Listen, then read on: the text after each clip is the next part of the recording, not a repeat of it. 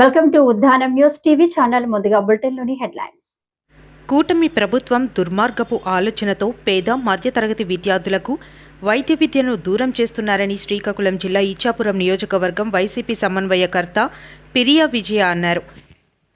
క్రీడల్లో ఉత్సాహంగా పాల్గొనడం ద్వారా శారీరక దారుఢ్యంతో పాటు మానసిక ఉత్సాహం ఏర్పడుతుందని శ్రీకాకుళం నియోజకవర్గం స్థానిక సంస్థల శాసనమండలి సభ్యులు నర్తు రామారావు అభిప్రాయపడ్డారు.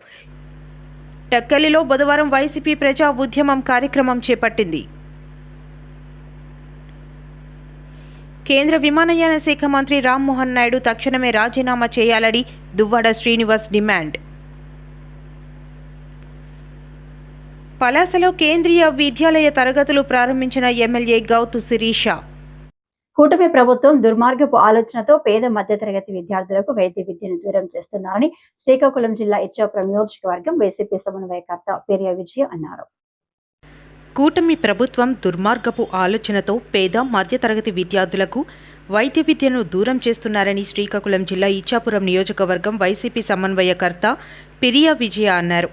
కూటమి ప్రభుత్వం తీసుకున్న మెడికల్ కాలేజీల ప్రైవేటీకరణ నిర్ణయానికి వ్యతిరేకంగా వైసీపీ తలపెట్టిన 1 కోటి సంతకాల సేకరణ కార్యక్రమం ఇచ్చాపురం నియోజకవర్గంలో ముగిసింది. ప్రైవేటీకరణను వ్యతిరేకిస్తూ నియోజకవర్గంలో 42,840 సంతకాలు సేకరించి వైఎస్ఆర్ కాంగ్రెస్ పార్టీ నియోజకవర్గ నాయకుల ఆధ్వర్యంలో జిల్లాలోని వైఎస్ఆర్ కాంగ్రెస్ పార్టీ కార్యాలయానికి బుధవారం తరలించారు. వైసీపీ హయాంలో 17 మెడికల్ కళాశాలలు శంకుస్థాపన చేస్తే 5 మెడికల్ కళాశాలలు ప్రారంభమయ్యాయని అన్నారు. కూటమి ప్రభుత్వంలో పేద మధ్యతరగతి విద్యార్థులకు వైద్య విద్య అందని ద్రాక్షగా మిగిలిందని ఆవేదన వ్యక్తం చేశారు. ఈ నెల 17న గవర్నర్ను కలిసి పీపీపీ విధానాన్ని అడ్డుకుంటామని హెచ్చరించారు. ఈ కార్యక్రమంలో శాసనమండలి సభ్యులు నర్తు రామారావు, మాజీ ఎమ్మెల్యే సాయిరాజ్, నియోజకవర్గంలోని ఎంపీపీలు, జెడ్పీటీసీలు, ముఖ్య నాయకులు పాల్గొన్నారు. శ్రీ వైఎస్ జగన్మోహన్ రెడ్డి గారి ఆదేశాల మేరకు 1 కోటి సంతకాల సేకరణ ఉద్యమం సుమారు ఇచ్చాపురం నియోజకవర్గం నుంచి 42,840 సంతకాలు సేకరించి ఈరోజు మేము పంపించడం జరిగింది. నిజంగా మేము చాలా గర్వంగా చెప్పుకోగలం. ఎందుకు అంటే జగన్మోహన్ రెడ్డి గారి ముఖ్యమంత్రిగా ఉన్న హయాంలో మేము 17 మెడికల్ కళాశాలలకు శంకుస్థాపన చేయడమే కాకుండా 5 మెడికల్ కళాశాలను ప్రారంభించిన ఘనత జగన్మోహన్ రెడ్డి గారికే దక్కుతుంది. అదే కాకుండా మిగతా 2 మెడికల్ కళాశాలలు ఏవైతే ఉన్నాయో అవి ఎలక్షన్ కోడ్ ఆ టైంలో పూర్తి చేయడం జరిగింది. మిగతా 10 అంచెల వారీగా కూడా అవి పూర్తి స్థాయిలో చేస్తున్నారు. దానికి సంబంధించి సుమారు ఏవైతే ఉన్నాయో ఆ నిధులు కూడా నాబార్డ్ నుంచి అలాగే కేంద్ర ప్రభుత్వం నుంచి కూడా సమకూర్చడం జరిగింది. అయితే కూటమి ప్రభుత్వం ఎప్పుడైతే వచ్చిందో వాళ్ళు హయాంలో మరి నారా లోకేష్ గారు చెప్పారు, ఏవైతే కళాశాలలు ఉన్నాయో అవన్నీ కూడా ప్రభుత్వ పరంలోనే ఉంచుతామని ఆ రోజు ఎలక్షన్లో కూడా ఆయన హామీ ఇచ్చారు. జగన్మోహన్ రెడ్డి గారు ఏ ఉద్దేశంతో అయితే కట్టారో అవన్నీ ప్రభుత్వ పరంలో ఉంటాయని చెప్పి వాళ్ళ మాటను విస్మరించి ఈరోజు అవన్నీ కూడా ప్రైవేటైజేషన్ పీపీపీ మోడ్లో చేయడం జరుగుతుంది. ఇలాంటి దుర్మార్గపు ఆలోచన చేసి ఈ నిర్ణయాన్ని ఏదైతే ఉందో ప్రైవేటైజేషన్ చేస్తామన్న నిర్ణయాన్ని వ్యతిరేకిస్తూ మరి ప్రజలకి అవగాహన కల్పించి అది ప్రైవేటైజేషన్ అయితే కనుక ప్రజలకు ఎలాంటి నష్టం కలిగిస్తుంది అని ప్రజల తరపున మరి ప్రజల మంచి కోసం ఒక బాధ్యత గల ప్రతిపక్ష నేతగా ఈరోజు మేము ఈ 1 కోటి సంతకాల సేకరణ చేసాం. ప్రతి గ్రామం వెళ్ళాము, ప్రతి గ్రామంలో రచ్చబండ కార్యక్రమం ఏర్పాటు చేశాము. నిజంగా ఈ కళాశాలకు కనుక ప్రైవేటైజేషన్ ఏవైతే అవుతుందో అలా జరిగితే పేద బడుగు బలహీన వర్గాల్లో ఉన్నటువంటి చదువుకోవాలి అన్నటువంటి విద్యార్థి చదువుకోలేడు. ఎందుకంటే ఒక ఎంబీబీఎస్ చేయాలంటే సుమారు ₹1 కోటి పైన అవుతుంది. మరి పేదవారే కాకుండా మిడిల్ క్లాస్ పీపుల్ కూడా అఫోర్డ్ చేయలేరు. ఇలాంటి టైంలో అది గవర్నమెంట్ అండర్లో ఉన్నట్టయితే నిజంగా విద్య, వైద్య సేవలు కూడా ఈ కళాశాలలు ఉండడం వల్ల అవి కూడా మెరుగుపడతాయి. ఒక వైద్యశాల జిల్లాకు ఒకటి ఉన్నట్టయితే అక్కడ సూపర్ స్పెషాలిటీ హాస్పిటల్స్ వస్తాయి. దానికి అనుసంధానంగా ఈ నర్స్ ట్రైనింగ్ కోర్సెస్ కానివ్వండి, పారామెడికల్ కానివ్వండి, మరి వివిధ శిక్షణ కేంద్రాలు వైద్యానికి సంబంధించినవి కూడా అవన్నీ కూడా వస్తాయి. దానివల్ల ఆ ప్రాంతం అంతా కూడా అభివృద్ధి అవుతుంది. కాబట్టి మరి ఈ కళాశాలలు ప్రభుత్వ ఆధీనంలో ఉంటే పేద ప్రజలకు అందుబాటులో విద్య, వైద్యం అనేది ఉచితంగా అవ్వాలి. అవి ప్రభుత్వ ఆధీనంలో ఉంటేనే బాగుంటుంది. పేద ప్రజలకి న్యాయం చేసే విధంగా ఈ కూటమి ప్రభుత్వాన్ని వ్యతిరేకిస్తూ, ఈ ప్రైవేటైజేషన్ని వ్యతిరేకిస్తూ సుమారు మన జిల్లా ఇవాళ బళ్ళన్నింటిలో కూడా ఏవైతే మేము సంతకాలు సేకరించామో ఇచ్చాపురం నియోజకవర్గంలో నుంచి 42,840 సంతకాల్ని జిల్లా కేంద్రాలకు పంపిస్తున్నాము. మరి ఈ జిల్లా కేంద్రాల నుంచి 15వ తారీఖు కేంద్రం మన రాష్ట్రం మన జగన్మోహన్ రెడ్డి గారు ఆఫీస్కి వెళ్తాయి. 17వ తారీఖున మరి మేమందరం కూడా గవర్నర్ దగ్గరికి వెళ్ళి ఈ 1,000 సంతకాలు సమర్పించి ఈ వ్యతిరేకతని మేమైతే మా ద్వారా వైఎస్ఆర్సీపీ పార్టీ ద్వారా మేమైతే తెలుపుతున్నాము. మరి ఇందులో ఇచ్చాపురం నియోజకవర్గంలో ప్రతి ఒక్కళ్ళు వార్డు మెంబర్ నుంచి అందరూ కూడా సర్పంచులు, ఎంపీటీసీలు, జడ్పీటీసీలు, మరి వివిధ నాయకులు అందరూ కూడా ఈ 1,000 సంతకాల్లో వాళ్ళందరూ భాగం పంచుకొని ఈ రోజు ఇన్ని సహకరించినందుకు వాళ్ళ క్రీడల్లో ఉత్సాహంగా పాల్గొనడం ద్వారా శారీరక దారుణ్యంతో పాటు మానసిక ఉత్సాహం ఏర్పడుతుందని శ్రీకాకుళం నియోజకవర్గం స్థానిక సంస్థల శాసన మండలి సభ్యులు నర్తు రామారావు అభిప్రాయపడ్డారు. క్రీడల్లో ఉత్సాహంగా పాల్గొనడం ద్వారా శారీరక దారుఢ్యంతో పాటు మానసిక ఉత్సాహం ఏర్పడుతుందని శ్రీకాకుళం నియోజకవర్గం స్థానిక సంస్థల శాసన మండలి సభ్యులు నర్తు రామారావు అభిప్రాయపడ్డారు. ఇచ్చాపురం నియోజకవర్గ స్థాయి గ్రిక్స్ పోటీల విజేతలకు ఆయన బహుమతుల ప్రదానం చేశారు. ఈ సందర్భంగా విద్యార్థులను ఉద్దేశించి మాట్లాడారు. నేటి తరం విద్యకు ఎంత ప్రాధాన్యత ఇస్తుందో అంతే ప్రాధాన్యత క్రీడలకు కూడా ఇవ్వాల్సిన అవసరం ఉందని సూచించారు. రాష్ట్ర, జాతీయ, అంతర్జాతీయ స్థాయి పోటీలలో మన రాష్ట్ర క్రీడాకారులు విశేషంగా రాణిస్తున్నట్లు ఆయన తెలిపారు. వారిని స్ఫూర్తిగా తీసుకొని ఇప్పటి నుంచి ఒక లక్ష్యం పెట్టుకుని ఆ లక్ష్యాన్ని చేరుకునేందుకు నిరంతరం కృషి చేయాలని, పిల్లల తాలూకా ఆలోచనలకు అనుగుణంగా తల్లిదండ్రులు, ఉపాధ్యాయులు వారికి మద్దతు తెలపాలని అన్నారు. పాత రోజులలో వివిధ రకాల ఆటలను విద్యార్థులకు ఆడిపించేవారని, ప్రస్తుతం మాత్రం విద్యార్థులకు ఆటలు దూరం చేసి పుస్తకాలపైన శ్రద్ధ చూపించే విధంగా మిలిటరీ విద్యను అభ్యసిస్తున్నారని ఆయన పేర్కొన్నారు. ఈ విధానాన్ని తప్పుపడుతూ విద్యార్థులకు కనీసం రోజుకు 2 గంటల పాటు డ్రిల్లు, క్రీడల్లో పాల్గొనే విధంగా ఉపాధ్యాయులు పర్యవేక్షించాలని వివరించారు. వివిధ రకాల పోటీలలో గెలుపొందిన విజేతలకు అభినందనలు తెలిపారు. ఈ కార్యక్రమంలో ఇచ్చాపురం మున్సిపల్ చైర్పర్సన్ పిలక రాజ్యలక్ష్మి పాల్గొన్నారు. రెడీగా ఉండాలి ఝాన్సీ సంతోష్ దిగండి 800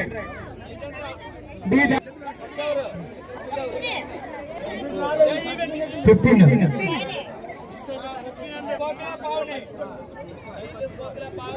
శైలు కోకిల పావని ఇక్కడండి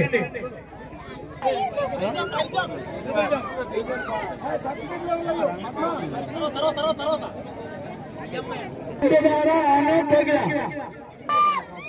షార్ట్ పుట్ కట్టారు. శైలు సంతోషి లోకేశ్వరి, శైలు సంతోషి లోకేశ్వరి డిస్కస్ లో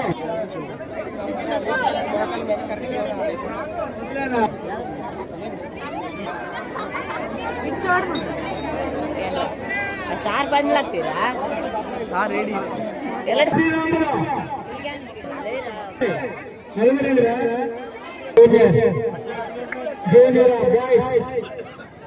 జూనియర్ బాయ్స్ ప్రముఖ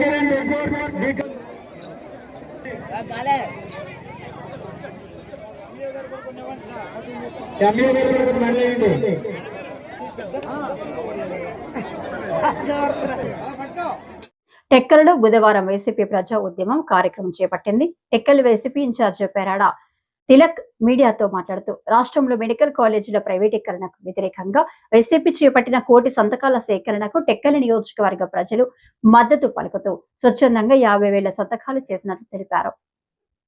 టెక్కల్ నియోజకవర్గంలో వైఎస్ఆర్ పార్టీ నాయకులు, కార్యకర్తలు, అభిమానులు ప్రతి ఇంటికెళ్లి తలుపు తట్టి వాళ్ళ అభిప్రాయాన్ని, ప్రజాభిప్రాయాన్ని తెలుసుకోవడం జరిగింది. గత 60 రోజులుగా ఎక్కడ స్కూల్స్ గాని, కాలేజీలు గాని, లేకపోతే ఒక పిక్నిక్ ప్రాంతంకి వెళ్ళినా సరే, లేదా ఇంటింటికి వెళ్లే కార్యక్రమం చేసి ప్రతి ఒక్కరి అభిప్రాయం తెలుసుకుని 1,000 సంతకాల్లో మీరు భాగస్వామ్యం అవ్వండి. ఈ రోజు ఈ రాష్ట్రంలో ఎన్డీఏ కూటమి అధికారంలోకి వచ్చిన తర్వాత, చంద్రబాబు నాయుడు గారు ముఖ్యమంత్రి అయిన తర్వాత మరి ఆయన దురుద్దేశపూర్వకంగా ఈ మెడికల్ కాలేజీలను ప్రైవేట్ పరం చేస్తున్నారు. దీన్ని వ్యతిరేకించాలని ఒక నిర్ణయానికి ప్రజలు వచ్చారు. అందుకే టెక్కల్ నియోజకవర్గంలో ఈ రోజు 53,000 మంది నేరుగా వాళ్ళ సంతకాలు చేసి ఫోన్ నెంబర్లు రాసి వాళ్ళ అభిప్రాయాన్ని మాకు అందించడం జరిగింది. ఇది తీసుకొని ఈవేళ జిల్లా పార్టీ అధ్యక్షులు గౌరవనీయులు శ్రీ ధర్మాన కృష్ణదాస్ గారికి అప్పగించడం జరుగుతుంది. అక్కడి నుంచి జిల్లా హెడ్ క్వార్టర్ నుంచి మరి విజయవాడ గౌరవనీయులు శ్రీ వైఎస్ జగన్మోహన్ రెడ్డి గారికి 16వ తేదీని అందించి గవర్నర్కి 17వ తేదీని అందించడానికి కోసం విస్తృత ఏర్పాట్లు జరగడం జరిగింది. మరి నేను ఈ రోజు అంటున్నాను, చంద్రబాబు నాయుడు గారు ఇది ప్రజాభిప్రాయం, ప్రజల తాలూకా ఆలోచన, ప్రజల తాలూకా నిర్ణయం. మరి ఈ నిర్ణయాన్ని మీరు గౌరవించవలసిన అవసరం ఉంది. గౌరవించండి. ఎందుకంటే ఇది ప్రజలు స్వాగతించి వాళ్ళ అభిప్రాయాన్ని లిఖితపూర్వకంగా తెలియజేశారు కనుక మీరు కూడా దీనిలో మీ ప్రజాభిప్రాయాన్ని గౌరవించండి. ఈ రాష్ట్రంలో ఉన్న 3 కోట్ల మంది ప్రజల్లో 1 కోటి మంది తన అభిప్రాయాన్ని స్పష్టంగా చెప్పారు. దీనిలో ఏమైనా మీకు అభిప్రాయ భేదం ఉంటే మీ నియోజకవర్గంలో ఏ నియోజకవర్గంలో కానీ ఈ రాష్ట్రంలో మీరు ప్రతి ఫోన్ నెంబర్ కూడా ఫోన్ చేసి తెలుసుకోండి. ఈ ప్రభుత్వం చేసుకున్న నిర్ణయానికి ఇది వ్యతిరేకం కాదా అని చెప్పి వాళ్ళు చెప్పిన మాటని మీరు తెలుసుకోమని ఈ రాష్ట్ర ప్రభుత్వాన్ని కోరుతూ ఉన్నాను. ఈ రాష్ట్రంలో ఇప్పటికే ఈ ఉద్యమాన్ని ప్రజా ఉద్యమం రూపంలో దాల్చింది. గవర్నర్కి తెలియజేసిన తర్వాత కేంద్రంకు చెప్పించి అప్పటికే చంద్రబాబు నాయుడు మాట వినకపోతే ఈ ప్రభుత్వాన్ని ఎలాగా మెడల వచ్చైనా సరే ఈ నిర్ణయాన్ని మేము వ్యతిరేకించి ప్రజల పక్షాన్ని నిలబడతామని ఈ సందర్భంగా తెలియజేసుకుంటాం. కేంద్ర విమానయాన శాఖ మంత్రి రామ్మోహన్ నాయుడు తక్షణమే రాజీనామా చేయాలని దువ్వాడ శ్రీనివాస్ డిమాండ్ చేశారు. ఈ మేరకు మీడియాతో మాట్లాడుతూ ఇండిగో సంక్షోభానికి కేంద్ర మంత్రి రామ్మోహన్ నాయుడు పర్యవేక్షణ లోపమే కారణమని మండిపడ్డారు. మరొక వ్యక్తికి ఇవ్వటం అలా చూసుకుంటే విమానయాన శాఖ భారతదేశానికి మరో దౌర్భాగ్యమైన పరిస్థితి ఏంటంటే కేంద్రంలో విమానయాన శాఖ ఎందుకుందో నాకు తెలియదు. అసలు ఏవియేషన్ శాఖ దానికి మినిస్టర్ కూడా ఎందుకు పెట్టారో కూడా నాకు తెలియదు. ఎందుకంటే మన విమానాలు నడపట్లేదు. విమానాలు సొంతంగా ప్రభుత్వానికి ఒక్కటి కూడా లేదు. కానీ ఏవియేషన్ శాఖ మాత్రం ఉంది. ఇదో పెద్ద విచిత్రం. సరే, ఏవియేషన్ శాఖలో మరి సివిల్ ఏవియేషన్ శాఖలో నడుస్తున్నటువంటి విమానాల పరిస్థితి ఒక్కసారి ఆలోచిస్తే 1990 నాటికల్లా మన భారతదేశంలో 14 కోట్ల మంది విమానాల్లో ప్రయాణాలు చేసేవారంట. ఈ రోజుకి సుమారు 40 కోట్లకు ఎదిగింది. అంటే విమానం ఒకప్పుడు విమానంలో ప్రయాణం చేయడం అంటే లగ్జరీ ట్రిప్స్ కింద వెళ్ళేవాళ్ళు. ఈరోజు సామాన్యుడు కూడా వెళ్తున్నాడు. అవసరమైపోయింది. లగ్జరీ నుంచి విమాన ప్రయాణం అన్నది అవసరంగా మారింది. అందుకే 40 కోట్లంటే ప్రపంచంలో విమాన ప్రయాణం చేసే వాళ్ళ సంఖ్యలో చూసుకుంటే భారతదేశం 3వ స్థానం. ఇంత అగ్రగామి స్థాయిలో ఉన్నటువంటి దేశంలో మన దేశానికి ఒక్క విమానం కూడా లేదు. మన దేశ చరిత్ర ఒకసారి ఆలోచించుకుంటే కింగ్ఫిషర్ కానీ లేకపోతే డెక్కన్ ఎయిర్లైన్స్ కానీ, డెక్కన్ ఎయిర్లైన్స్ ఒక మంచి స్టోరీ, అది సినిమా కూడా తీశారు. సామాన్యుడు కూడా ఫ్లైట్లో వెళ్ళాలి, 2000 రూపాయల టికెట్కి హైదరాబాద్ వెళ్ళాలి, ఒక 3500 పెట్టుకుంటే ఢిల్లీ వెళ్ళాలి అని డెక్కన్ ఎయిర్వేస్ వాళ్ళు మొట్టమొదటిసారిగా ఆలోచించి సామాన్యుడిని విమానంలో ఎక్కించిన చరిత్ర డెక్కన్ ఎయిర్వేస్. కానీ ఈరోజు డెక్కన్ ఎయిర్వేస్ ఉందా? లేదు. మరి స్పైస్ జెట్, మరి ట్రూ స్పైస్, రామ్ చరణ్, ఇవన్నీ కూడా ఆగిపోయినాయి. మరి కింగ్ఫిషర్ ఆగిపోయింది. ఎటు చూస్తే 67%తో ఇండిగో, మరి ఇండియన్ ఎయిర్లైన్స్ మరో 30%, ఆల్మోస్ట్ ఆల్ 91%కి 2 కంపెనీలు గుత్తాధిపత్యాన్ని వహిస్తున్నాయి. దీన్నే డియోపలి అంటాం. మొనోపలి చేస్తుంది ఇండిగో అయితే, డియోపలి కింద మరో కంపెనీ కూడా యాడ్ అయ్యి అదే టాటాస్ వాళ్ళు చేస్తుంది, ఇండియన్ ఎయిర్లైన్స్. సో వీళ్ళు ఈరోజు ఒక్కసారి మనం ఆలోచించుకుంటే ఇండిగోలో ఒక సంక్షోభం వచ్చిందంట. ఏంటి? ఇండిగోకే కాదు, విమానయాన శాఖకు సంబంధించిన ప్రతి వ్యక్తికి సంబంధించినటువంటి విషయం ఇది. సాధారణంగా పైలట్ అండ్ ఫ్లైట్ క్రూ ఉంటారు. వీళ్ళు విపరీతమైన ఒత్తిడి ఉంది పని చేయటంలో. ఆ ఒత్తిడిని తట్టుకోలేక కోర్టును ఆశ్రయించి మా పనివేళల్లో కొన్ని సవరింపులు చేయండి అని కోరితే కోర్టు వారు ఇచ్చినటువంటి ఆదేశాల ప్రకారం మరి డీజీసీఏ అంటే director general of civil aviation వాళ్ళు కొంచెం లేట్గా, ఇది చాలా కాలం నుంచి జరుగుతున్న ప్రాసెస్, కోర్టు ఇచ్చిన ఆర్డర్స్ని డీజీసీఏ ఇంప్లిమెంట్ చేసే దానిలో భాగంగా ఎఫ్డిటిఎల్ని ఇవ్వటం జరిగింది. అంటే ఆ ఎఫ్డిటిఎల్ ద్వారా క్లియర్గా చెప్పింది ఏంటంటే పైలట్ ఆఫీసర్స్ కానీ ఫ్లైట్ క్రూకి కానీ పని వేళల్లో 46 గంటలు విశ్రాంతి కావాలి. నైట్ ల్యాండింగ్స్ 5-6 దగ్గర నుంచి 2ంటికే పరిమితం చేయాలని కొన్ని guide lines, flight duty time lines అన్నమాట, వీటి ద్వారా ఇవ్వటం జరిగింది. ఇక్కడ అసలు కథ స్టార్ట్ అయింది. ఇది ఇచ్చారని మనకు తెలియదు, ప్యాసింజర్కి తెలియదు. ఇది ఎవరికి సంబంధించిన ఇష్యూ? ఇది ఇక్కడ నేను ప్రశ్నించబోయేది అదే, డీజీసీఏకి సంబంధించినటువంటి ఇష్యూ, మరి సివిల్ ఏవియేషన్ మినిస్టర్కి సంబంధించినటువంటి ఇష్యూ, ఆ విమానాలు నడుపుతున్నటువంటి కంపెనీలకు సంబంధించినటువంటి ఇష్యూ. కానీ ప్రజలకు సంబంధించింది కాదు కదా. మరి కోటాను కోట్ల మంది ప్రజలు టిక్కెట్లు తీసుకుని ప్రయాణం చేయటానికి సిద్ధపడి ఎయిర్పోర్ట్కి వెళ్తే సడన్గా ఒక వార్త వచ్చింది. ఇండిగో సీఈఓ చెప్పాడు ఫ్లైట్స్ అన్ని క్యాన్సిల్ చేస్తున్నామని. అయితే ఇండిగో సీఈఓ చెప్తే భయపడాల్సిన అవసరం ఏముంది? ఎందుకు భయపడాలంటే ఒక్క ఇండిగో కంపెనీకే 2200 పైచిలకు ఫ్లైట్స్ ఉన్నాయి. వాళ్ళు సుమారు 1800 పైచిలకు ఫ్లైట్స్ని అర్ధనాంతరంగా నిలుపుదల చేశారు. ఈ రోజుకి కూడా ఇంకా 400 నుంచి 500 ఫ్లైట్స్ ఇంకా రెక్టిఫై కాలేదు. ఈ రోజు కూడా ఇంకా 1000. ఈ పరిస్థితుల్లో వాళ్ళు ఇచ్చినటువంటి ఆదేశాల మేరకు ఫ్లైట్స్ అన్ని ఆగిపోతే ఎయిర్పోర్ట్స్లో పెద్ద గందరగోళం, అప్రూర్. అంటే అదే నేను అందుకే అంటున్నాను, పలాసలో కేంద్రీయ విద్యాలయ తరగతులు ప్రారంభించేందుకు కేంద్ర బృందంతో పాటు ఎమ్మెల్యే గౌతు శిరీష బుధవారం తాత్కాలిక భవనమైన రైల్వే పాఠశాలను పరిశీలించారు. ఏప్రిల్ 2026 నుంచి తాత్కాలిక భవనంలో కేంద్రీయ విద్యాలయ తరగతులు ప్రారంభమవుతాయని అన్నారు.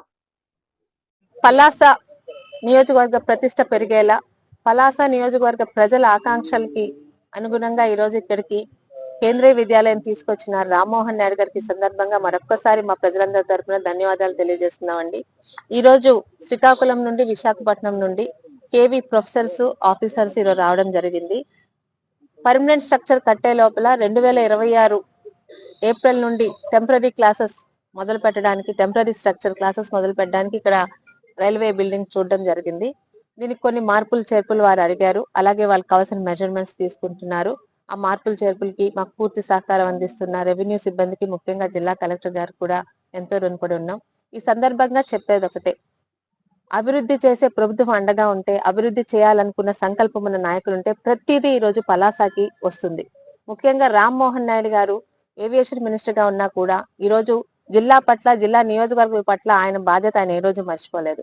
ఈ రోజు ఇంత తొందరగా కేవీ అన్నది పలాసకి రావడం, నేను చాలా మంది ఈ రోజు ఎంతో మందో నాకు విశాఖపట్నం నుంచి ఫోన్ చేసి అసలు కేవీ పలాసకి ఎలా రాగలిగిందని ఆశ్చర్యం ఎదురు చెప్తున్నారు. అంటే ఒక సంకల్పం గట్టిగా ఉంటే, ఆ సంకల్పానికి సహకరించే నాయకులు, ప్రభుత్వం ఉంటే ఏదన్నా మనం సాధించగలమని ఈరోజు కూటమి ప్రభుత్వం నిరూపిస్తుంది. తొందరలోనే 2026 ఏప్రిల్ నుండి ఇక్కడ కేవీ క్లాసెస్ టెంపరీ బిల్డింగ్ లో మొదలవుతున్నాయి. 2026లో స్ట్రక్చర్ కట్టడం మొదలు పెట్టాక ఎగ్జాక్ట్ గా 2 years లో స్ట్రక్చర్ పూర్తి చేసి 2028లో సొంత బిల్డింగ్ లోకి మారడం జరుగుతుంది. దీనికి సహకరించిన ప్రతి ఒక్కరికి, జిల్లా అధికారులకి, స్థానిక అధికారులకి, రాష్ట్ర ప్రభుత్వానికి, ముఖ్యంగా రామ్మోహన్ నాయుడు గారికి మీ అందరం, మా నియోజకవర్గం ప్రజలు ఎప్పటికీ రుణపడి ఉంటాం. Thank you.